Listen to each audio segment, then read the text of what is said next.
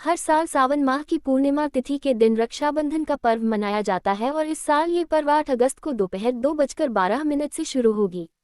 तिथि का समापन 9 अगस्त को दोपहर 1:21 पर है। ये त्योहार भाई बहन के प्रेम का प्रतीक है और इस दिन बहनें अपने भाई की कलाई पर राखी बांधती हैं।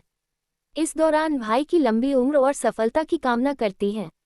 वहीं भाई भी बहन को रक्षा का वचन देता है। लेकिन क्या आप जानते हैं कि आखिर रक्षाबंधन के त्योहार की शुरुआत कैसे हुई और सबसे पहले किसने किसे राखी बांधी? आइए जानते हैं रक्षाबंधन से जुड़ी कुछ प्रचलित कथाएं जो कि इसके इतिहास व महत्व को बताती हैं। रक्षाबंधन से जुड़ी कुछ पौराणिक कथाएं। रक्षाबंधन का त्योहार हमारे देश में प्राचीन काल से मनाया जा रहा है और इसके पीछे कई महत्वपूर्ण कहानियां व कथाएं प्रचलित हैं, जिनके बारे में आपको जानकारी होनी चाहिए। आइए जानते हैं रक्षाबंधन से जुड़ 5 पौराणिक कथाओं के बारे में।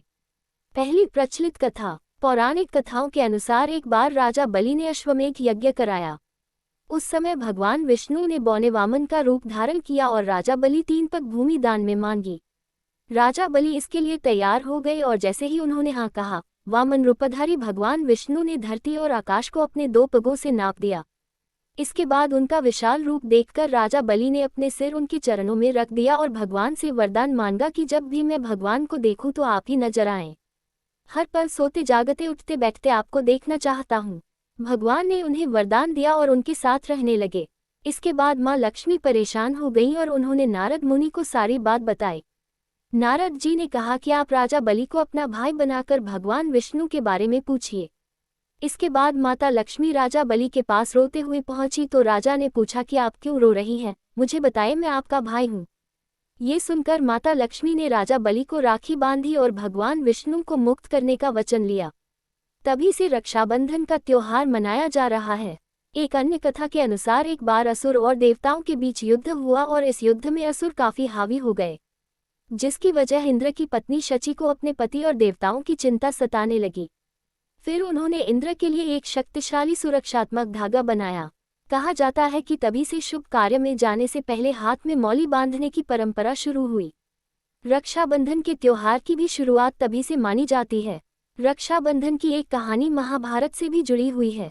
कहते हैं कि महाभारत के युद्ध से पहले भगवान श्री कृष्ण ने सौगाली देने पर राजा शिशुपाल का सुदर्शन चक्र से वध कर दिया था, जिसकी वजह से उनकी उंगली से खून बहने लगा और वहां मौजूद द्रौपदी ने अपने साड़ी का टुकड़ा फाड़कर उनकी उंगली में बांध दिया।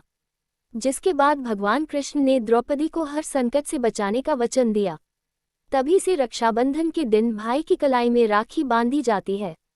रक्षाबंधन से जुड़ी एक अन्य प्रचलित कथा के अनुसार महाभारत के युद्ध के दौरान जब युधिष्ठिर ने भगवान कृष्ण से पूछा कि मैं सभी संकटों को किस प्रकार पार कर सकता हूँ, तब श्री कृष्ण ने उन्हें और उनकी सेना को राखी का त्योहार मनाने की सलाह दी थी।